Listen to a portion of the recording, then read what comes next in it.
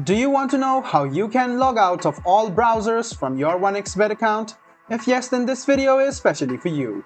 Hello and welcome to TechTube. It's your host back again with yet another interesting tutorial video.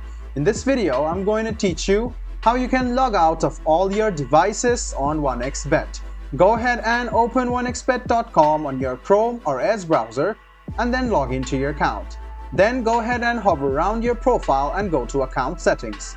After you click Account Settings, this page will load up.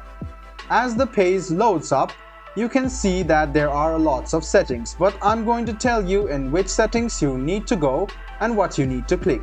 So wait for a while as some internet connections might be the problem.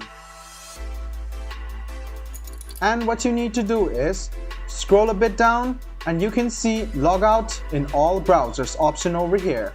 So if you click Logout, you will be logged out of all your browsers which you have logged in using your 1xBet account. So what you need to do is go to Account Settings, find the Logout in all browsers and hit the Logout button.